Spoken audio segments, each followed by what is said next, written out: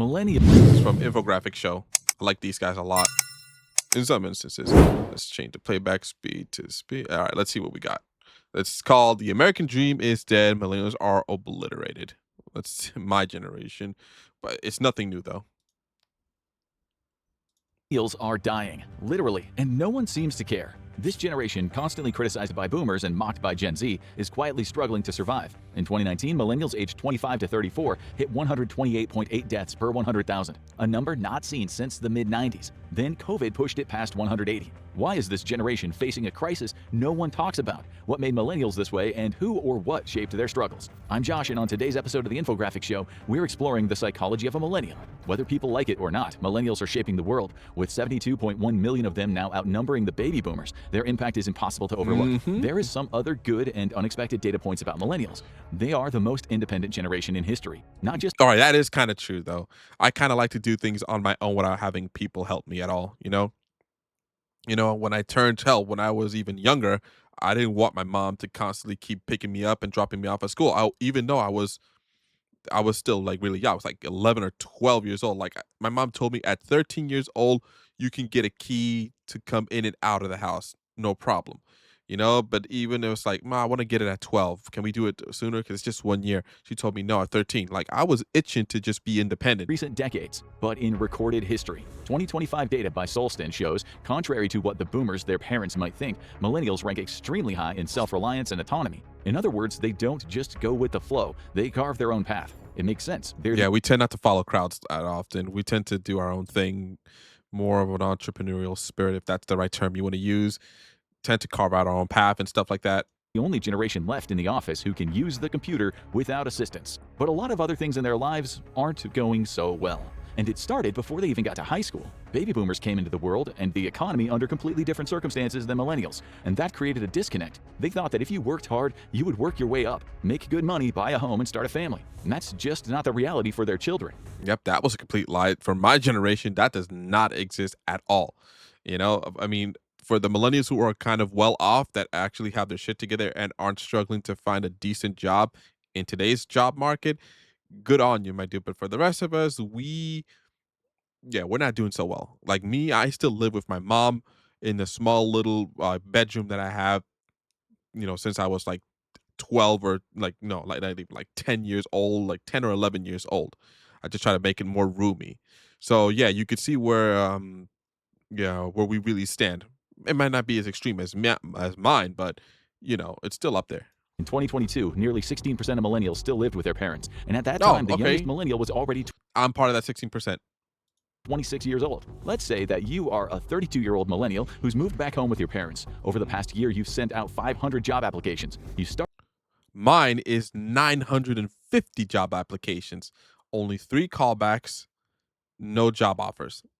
For something a lot better than what I have now. Started with positions in your field, and then you tried one somewhat related, and now you're just sending applications to anything that pays. And the worst part, you are a month away from seriously considering an OnlyFans account. Your father doesn't understand why you— Shit, I don't know about that.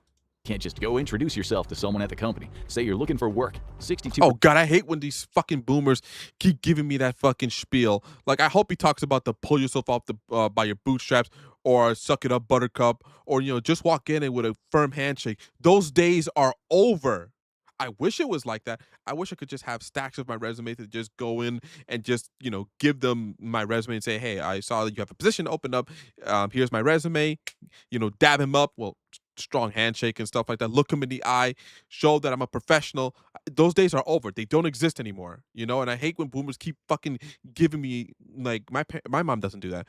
But I hate when boomers keep giving us this spiel, like just go in and give them a handshake, talk to them, like it doesn't work that way anymore. Everything is online. If you want a job, go on Indeed or LinkedIn or Glassdoor or ZipRecruiter or Dice or Monster. I wouldn't recommend Monster because you might get fucking scam calls by some Indian dudes offering you a job that's not real. I wouldn't recommend that. But you get what I mean. You get what I fucking mean. Percent of his generation agrees with that tactic, compared to only 40% of millennials. Yeah, of course we're not stayed gonna at the fucking same believe it. job an average of 10 to 15 years. Millennials, well, they're lucky to get 3 to 5 years at any one company. Living together. My first tech job, I only lasted 2 years before I got laid off. My current tech job right now only got like a year, and it's only a part-time job. No benefits or no anything. Together also means bringing two very different psychologies under the same roof, especially when it comes to their actual psychological state. Millennials are much more open about their emotions, their struggles, and are not against seeking help. In 2021, a survey of 2,000 Americans, 45% of millennials said that they're willing to seek therapy. Baby boomers, that number... That's a fucking good thing. That's pretty good. You know, I'm glad that we're opening up a little bit about what's going on with our lives to a professional and not solely on our parents if, you know, if we're lucky to have decent parents or have parents at all. barely reached 8%. Of course, the boomers wouldn't talk about their feelings. They always ball it up and then they just explode. On average, they would take it out on their families, if you know what I mean. Not all, but y'all get the point. And that was in a survey taken in the middle of a pandemic, when you would assume that people might need help. Perhaps this co-living arrangement is part of what has created such friction between the millennials and baby boomers. It's not just a media narrative. Associate Professor Felix Danbold of the UCL School of Management found that these two generations express a lot more animosity toward each other than anyone else. But while boomers worry that millennials' values will upend their way of life, millennials are worried about something much more practical. They see the older generations refusing to leave their jobs or sell their homes, and it's blocking millennials from building their own future. The result is real tangible damage to their careers. Yeah, I kind of hate that too, bro. He is right about that. Seeing a bunch of fucking 70-year-olds in the workplace, like, it just kind of it makes me feel like two things. One, it irritates the hell out of me. Why the fuck are you still working, old man? Like, and I'm not talking about those old people that that work their whole lives.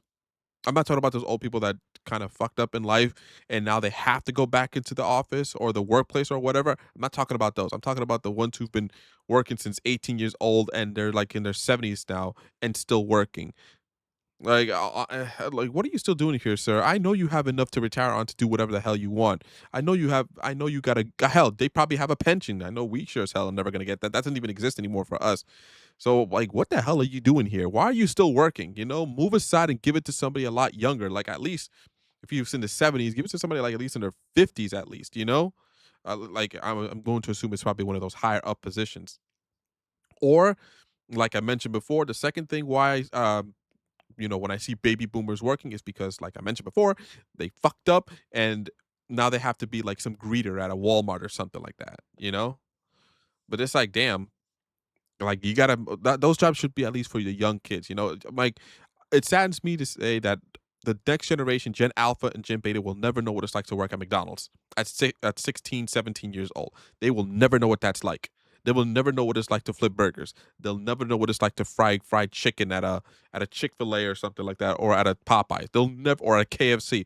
They will never know what it's like to work at a Chipotle or something like that, or any fast food joint, or any type of construction job, or anything that they're legally allowed to work between 16 and like 17 or 18 years old, working at a Macy's or something like that. They'll never know what it's like because, I don't know, automation. We're gonna have probably robots that will take over these jobs, or they're probably just not enough. They just don't need people like that.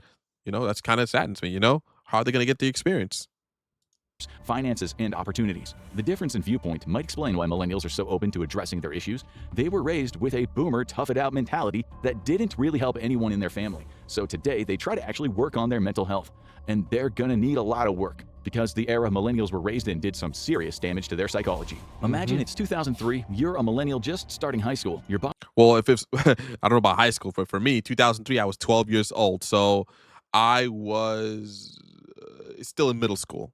My last year of middle school, 2003, sixth grade. Body is changing and you're feeling a little self-conscious about it. Pretty normal teenage stuff. But in the 2000s, when most millennials were just teens, something went wrong. Media, society, and even their own families didn't just notice their struggles, they amplified them and made them 1,000 times worse. In the early 2000s, the heroin chic look of the 1990s had fully taken hold in popular culture. In magazines and TV shows, most women had basically become skin and bones. I do remember something like that, though. I do remember that a lot of women were like getting super skinny, like the was it the Olsen twins, I believe it was. Where I didn't know that was a 90 thing. Honestly, I had no idea, to be honest. The consequences were real. Rates of eating disorders like anorexia and bulimia skyrocketed. According to a study by Zhao and Encinosa, between 1999 and 2000 and 2005 and 2006, eating disorder hospitalization exploded. This was especially noticeable among millennials, then in their preteen, teen, and early 20s. Hospitalizations increased 18% for people aged 12 to 19, That's 19% crazy. for people 19 to 30, Oh and my God. 119% for those Wow. under 12. An entire generation was under attack. Millennials grew up with some of the most distorted body images of all time, and that hasn't changed for many of them. In a 2020 survey, It's probably mostly girls that they're aiming this towards, man. like all the media and sensationalizations, and just picking at their self-esteem at especially at such a young critical age. Yeah, it's definitely women that are getting this. Not saying that men don't get it too, but it's predominantly mostly women that are getting it, and it's other women putting this into their heads too, which is the most sad part. Tracking body confidence, the least confident group of women were millennials. Women aged 25 to 34 rated their body confidence 37 out of 100. Wow. That is barely half of a failing grade. If you're enjoying this deep dive into the psyche of a generation that once thought avocado toast was an investment, make sure you like, share, and subscribe. It makes our writers feel slightly more like adults too. If constantly fighting your body to stay skinny wasn't exhausting enough, millennials would get their first taste of another mindset that would haunt them for life: hustle culture, otherwise known as the road to burnout. You're a millennial in 2006, you're just about to graduate high school, your I parents hate that. Basically, your current job is not enough, so you have to take a side job as well. I hate that shit. So, because I do that now, I have two jobs. My first primary job and my secondary job. They're not related. One is in tech, and one is in another field. And I'm beat, and I'm doing streaming as well. So I barely get any sleep, and I don't like this. I hate doing not streaming. I like streaming, but I don't like working a multitude of jobs and killing myself over it. But gotta pay the bill somehow. your guidance counselors, the entire world is telling you college is not only important, but necessary. You might even be the first generation in your family to get a university degree. You start applying to the best schools you could get into, and then it happens. You get accepted to your dream school, and then you see the tuition. Your jaw drops. Maybe you can pick up some extra work to cover it. Maybe not. Not so fast. One study found that from 1988 to 2018, tuition at private colleges increased by 129% on average. The more affordable public school options, those skyrocketed by a massive 213%. In the past, people could use the salary from a summer and or part-time job to pay off their tuition Speed it up a costs. little bit. That wasn't really the case for most millennials by the time they got to college. Guess it's time for a loan that will in no way, shape, or form Not too affect much. your future. After all, that degree is going to get you a job making some serious money, right? Right? Nope. Not for most millennials. One study found that by the age of 35, 17% of baby boomers had followed a path through college to a prestigious and well-paying professional career like law or medicine. At age 35, only 7.3% of millennials had done the same. That is less than half. So why aren't millennials making their way into high-paying careers, worsening their psychological load? Well, because the system has made it almost impossible for them to do so, creating the awful hustle culture that quickly became psychological burnout for most. And why are the millennials burning out? They entered the job market during one of the worst recessions in recent memory. Jobs on the ground. If he's going to talk about 2008, I personally didn't enter college in 2008. This is probably maybe the early millennials when they just got out of high school and they're already in college, or like just finished college and stuff like that, like somewhere in the 2000s. I would say that. And I would also say as well why they're not doing it, not just the system, but also the degrees that they picked. Some millennials pick kind of like they pick bullshit degrees, degrees that don't pay a lot. Like for me, if I ever do decide to have children, maybe not so maybe I would straight up tell them, yo, if you want to go to college, cool. If you don't want to go to college, that's perfectly fine too. But if you're gonna go to college, STEM, medical, finance, or law. STEM, y'all know what STEM is: science, technology, engineering, math. Any type of STEM field. Medical, medicine, who does any type of medicine, from a nurse all the way up to a neurosurgeon if you want. Finance, if you're actually, you could do math with that. I mean, it's self-explanatory. Finance is just numbers. It's just what you're adding up. And law, you know, if you want to go to college for any one of those things, okay, I'm paying for it. And this is gonna kind of sound a little bit, I wouldn't say misogynistic, but it's kind of like reality. If I have girls, I'm really gonna put that shit on them. I tell them straight up: if you want to go to college, fine, but you are not gonna go to college for a bullshit degree. All right, you're going something practical. You're gonna go to college for something practical, not for some bullshit degree like what we. Because the reality is, when women go to college, they don't pick degrees that pay a lot. I didn't say not all, but a lot of women that go to college pick shitty degrees. And this is coming from a guy who has a shitty degree, because I didn't give a shit about college initially. I wanted to just go to college, and then get the fuck out, because it was something that my mom wanted to do because she wanted me to go to college. I didn't want to go to college. I just picked whatever degree. That's one of my regrets that I have in life, is going to college for a stupid degree. You know, I could use it basically as a paperweight. You could probably see it on the camera right there, right there. That's my degree that's hanging on the wall, because it's still something. So yeah, that's just me. You're not gonna you're not going to college for a shitty degree. Or I'll tell them other options too. You can go to the military. You could do some trades. You could do a lot of things. Just saying. Around were scarce, entry-level wages were relatively low, and people were grateful for anything they could get. Kellogg School of Management professor of strategy Nicola Bianchi studied the conditions that produced the millennial grind mindset. His work gives us an idea of just how hopeless the job market was for millennials. If you were entering the job market in 2010, good luck to you. The global economy fell into a hole. Unemployment among your generation is around 12 to 19%. Dude, in 2019, I was 19. I was working at Macy's currently right now. I don't know how I got hired though. I just said, hey, bro, I mean, I need a job. Everything was still using, back then you had to, you know, sign up via internet and stuff like that. You go on the internet and just go on Macy's.com/careers and apply. I got a call back and stuff like that. That hey, this is what you need to do. Da da da. Hey, it gave me a job at Macy's. I'm like, okay, cool. I didn't really notice what was going on around me, especially with my mom.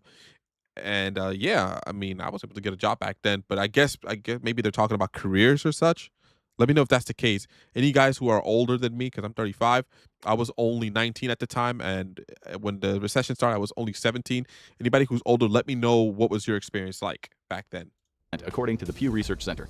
Even though you have a bachelor's degree in economics, you are paying thousands in loans every month, and all you can get is a job in retail. It pays the bills, Crazy. sort of. After a couple of years, a position at a company that's actually related to your field opens up, and then boom, you get the job. Just grind for a few years, and you can start moving up the ladder.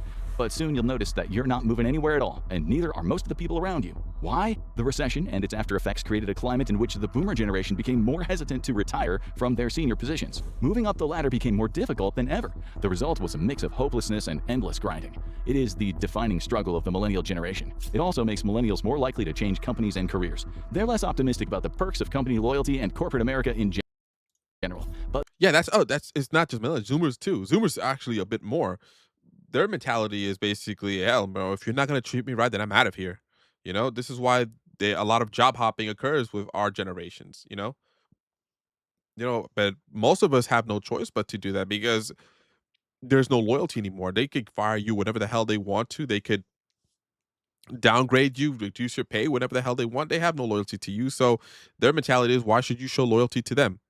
That but most of the millennials and Zoomers would love to stay at a company that they're treated with respect, treated like a person, treated with dignity. They don't want to keep job hopping constantly. Who else wants to do that? they do work much longer and harder to try to make ends meet, and they make a better case for their own path forward. So contrary to popular belief, millennials aren't lazy and blowing all their money. They are overworked and poorer than other generations. Worker productivity has increased rapidly from the time of the boomers in the workforce to today. Between 1979 Feels like he's and talking about 2021, average U.S. worker productivity increased 64.6%, but wages only went up 17.3%. Oh, and your 64-year-old coworker at the office Probably is being making paid bank. way more than you. Of course. In fact, more than you'll probably ever make anytime soon. Between 1979 and 2018, the wage gap between workers over 55 and those under 35 increased by 61%. That's not just a U.S. phenomenon either. Bianchi's study found that after Italy raised its retirement age to 67 in 2011, things got worse for younger workers. Suddenly, all the rewards were going to senior workers. Everyone else struggled just to get by. From 1985 to 2019, the mean worker age in Italy increased by 19%. Over the same period, anyone over 55 also started making bank. 56-year-olds saw a 33% increase in wages, while 65-year-olds saw a 53% increase in wages. But those under 35, their wages only went up by 14%. The difference in mean wages between older and younger workers almost doubled, increasing by 96%. No wonder millennials are ending up completely burned out and much sadder than their boomer coworkers. Yep. Multiple studies have found that they are the most burned out generation of all. One study found that 66% of millennials report moderate to high burnout compared to 39% of baby boomers. It gets worse. Another survey of 1,000 U.S. employees found that 77% of millennials have experienced burnout symptoms compared to only 38% of boomers. Dude, I'm surprised that I haven't experienced burnout yet. With me working 2 jobs, working let's see, I work it's a part-time job. I work, let's see, 30 hours. No, I work 6 hours a day. No, 30, yeah, 6 hours a day, 30 hours. Then I come home. I work 50 hours. 50 hours altogether, 2 jobs, you know? And I'm surprised I haven't been burned out yet. I probably would get burned out if my part-time job turned into a full-time job, but yeah, I mean, I'm surprised I haven't been burned out yet, Even more so my sister, because my sister's a nurse and she works her ass off, So I don't know, man. Wage gap coupled with no room for growth is really doing a number on their mental state, which obviously is another survey question which found that only 47% of millennials rated their personal well-being as above average. 84% of boomers did the same. We would all be thrilled if our house values had quintupled, while we also got the highest raises by far right before retiring. Yep. Scientists aren't just guessing that finances are the main cause of millennial burnout and stress either. The APA's 2023 Stress in America survey found that millennials are drowning in financial stress. 67% of 18 to 34-year-olds and 63% of 35 to 44-year-olds feel completely consumed by money worries. Boomers, well, just 13%. Money is crushing millennials. And while they've gotten some pretty weak raises, it doesn't translate to a better quality of life. Oxfam found out that workers aged 25 to 34 are earning about $4,200 less than they would have 30 years ago. It's partly a result of increasing inequality across the board in wealthy countries, something that has been happening for a while now, and general corporate stagnation. Millennials are better educated than previous generations while being underpaid, overstressed, and in way more debt. And they need way more money just to get by, since their share of the nation's wealth is vastly lower than the boomers at the same age. God, what was the point of even going to college? And if this was going to be the result for us, man, what was the point of even doing this shit? Guys, let me know in chat, what was the point in us doing this? You know, it feels like there's no light at the end of the tunnel at all. It feels like we're just going to be stagnant, working these low-end jobs for the rest of our lives up until we're just old and decrepit, you know? Unless something happens where we get lucky, we're just going to be basically at the bottom. I can only, excuse me, I can only imagine what the Zoomers are going to be like. Well, actually, no, I can't imagine. They're in the same boat as us, except they're actually fighting it a lot better than we are. We're kind of a little bit complacent compared to the Zoomers. The Zoomers are actually like more like, stand up, we're not going to take this shit no more. I mean, half of us millennials, you know, are kind of like them, but I wish more could be like that. Most Zoomers are kind of like, hey, we're not taking this shit no more. We're not going to fucking stick around. Our mental health is important, and we're not going to let you guys fuck it up if we're going to only pay us pennies and shit like that. Hell, you're paying us pennies, and now we're in this spot right now? Yeah, fuck you. And they dip. You know, I wish most millennials would be like that. Progress? Forget it. But the Federal Reserve has another theory on why millennials are spending less. They have less money. Millennials are not even getting the perks that were almost guaranteed just a few years ago. From 2000 to 2021, the number of college grads who got employee-provided healthcare as a perk dropped by 22%. Dude, my job doesn't even provide healthcare for me. I literally have to pay out of pocket. I pay the most rock-bottom, bare minimum health insurance. I don't even think it's health insurance. I think it's like copay or some shit like that. I don't even know what it is. I pay $300 a month for that shit. You know, because I don't want to walk around without any health insurance because you never know what the hell could happen. But there is nothing there. You know, I get nothing in that health insurance, and I'm paying so much up the ass. You know, I can only imagine what other people pay. Other people probably pay a lot more, but I'm paying the rock bottom bare minimum, and it's costing me a couple of fucking fingers at least. Created a much more insecure generation, one that hesitates to pursue major life goals like starting a family. Millennials are also part of the sandwich generation. That means that many are caring for both young kids and aging parents. Yeah. And that adds even more stress. Part of this reason they are a sandwich generation is because they're waiting until they're older to have kids, to be able to afford to have kids. This is thanks to the very... Yeah, if everything goes well for me, I'll probably have kids in my 40s. You know? No, there ain't no way in my 30s I'm going to have children, but in my 40s most likely. High cost of living in most of the West. It takes people longer to become financially stable these days. And by longer, we mean potentially their entire lives. Between 1980 and 2023, the median age for marriage for women has increased by 29%, from 22 to 28.4. The median age for the first birth for women went up by 23%, from 22.6 to 27.9. Only 13% of millennials opted for early marriage and parenthood. 27% of baby boomers did the same. While this isn't necessarily a bad thing for some millennials, waiting for marriage and kids isn't a choice, but a financial necessity. Let's say you're a millennial woman, 32 years old, looking to have a child. You know that you'll have to go back to work pretty soon after giving birth, as your office doesn't offer much maternity leave, and it's not like you usually hop into another job in this economy. France. So you try to figure out the cost of childcare, and you start calling daycare centers in your area. You come up with an average based on all the quotes you've heard, $2,500 a month. Oof. The cost of childcare has increased 220% since 1990, and it's not even completely reliable. The 2023 Kids Count report found that more than half of working parents have had to get to work late or leave early in the last 3 months because of issues with childcare. Even worse, 23% of those parents report being fired for those issues. You look back over the budget sheets realizing not only can you not afford childcare, you might end up losing your job because of it. That's not even taking into account all of the new clothes, cribs, bottles, and diapers you'll have to purchase. Baby Center found that the first year of baby-related costs comes out to around $20,400 for parents. Lord that have doesn't mercy. include giving birth or daycare for the most part. The costs of raising a baby can eat up to 22% of household income. Care.com found that the average parent can give up to 29% of their savings for childcare costs. To put that into perspective, the U.S. Department of Health and Human Services recommends families should be spending no more than 7% of their household income on childcare. Because of those extreme costs, half of moms have changed their family plans. A quarter of potential moms have decided to have fewer children. Extreme costs have influenced every aspect of millennial thinking, even one as Dude, if it was me, I would only want to have 2 kids. Straight up. In this economy, 2 kids minimum. Because being a single kid is not great. I have friends who are single kids and it sucks to suck for them, you know? 2 is like, okay, that's a sweet spot. You have a sibling. That's it. personal as giving birth. But while a big chunk of the millennials are struggling to get by, another segment is doing better than ever. And that's because inequality has rapidly increased over the years, with the Gini index rising by 25% between 1968 and 2022.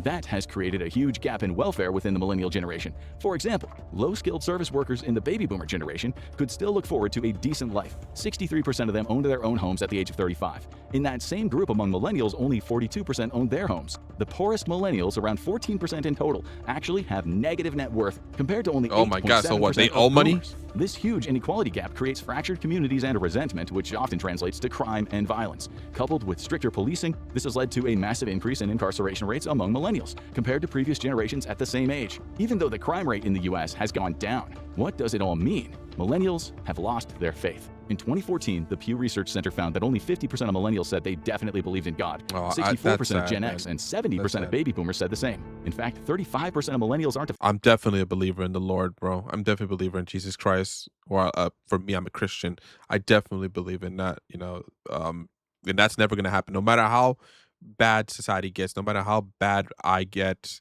when it comes to like society, how much is dragging me down or putting me down when it comes to like everything that's going on around us, I'll never lose my faith in the Lord Jesus Christ, ever. You know? So it's sad that only 50% of millennials have faith in whatever religion. I'm assuming it's Christianity majority, but shit, that kind of sucks, man. Affiliated with any organized religion at all. The scandals that came to light in the Catholic Church probably didn't help in that regard. All of this has set some millennials back and fueled depression for others. But many, being fiercely independent, are just forging their own paths. Psychologists call it milestone agnosticism. Many millennials don't believe that there's a certain age by which they should have gotten married, started a business, or finished education. People are getting married in their 40s. They're going back to school in their 30s, or completely changing careers. Yeah, I'm never going back to school. Fuck that. I did it once, no more again. I'll do a boot camp. I'll study for certs. Ain't doing no fucking college again. Fuck that. 4 or 5 years? No, thank you, sir. Career paths at multiple points throughout their lives, and this doesn't scare them as much as it might scare other generations. That might be because millennials came of age during terrorist attacks, international recessions, and one of the worst job markets in recent history, so there is nothing this world could throw at them that they haven't seen some form of. But it also could be because, according to the same Solston data, millennials also scored the highest of any generation on the trait labeled as actions. Solston uses that to assess a person's openness to new experiences, which will serve millennials well when they have to deal with the future novel reality of never being able to retire. Yeah, I agree with that. We'd like to take chances and make mistakes and take risks and stuff like that. But I kind of made peace with myself that I'm going to be working till at least 70, maybe even a little bit higher if I take care of myself or if I'm still alive, but I opened a Roth IRA for a reason, and hopefully that can kick in when my time comes, when I get old and gray and my back is broken and shit in my 70s. But I'm most likely going to be working in my 70s. I'm hoping to God that this my streaming career could pan out in the future, and it could be something special.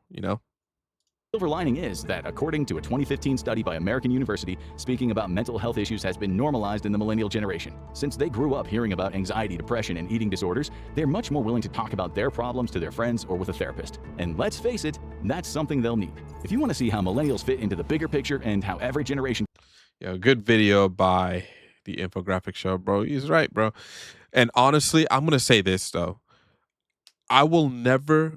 I can only speak for myself as a millennial. I will never do to the next generations, like the Gen Alpha and Gen Beta, what the baby boomers did to us. The baby boomer generation is basically, fuck you, I got mines. Well, I got mines, fuck you. My mentality is going to be, let me get mine, or I got mines, let me help the next generation get theirs. Or I got mines, and let me stay out of the way so that the next generation can get theirs. That's my mentality. And I'm hoping that the next, like my generation and the Zoomers have that mentality too. which we should, since we look what the boomers have been doing to us and treating us. You know, that's just me.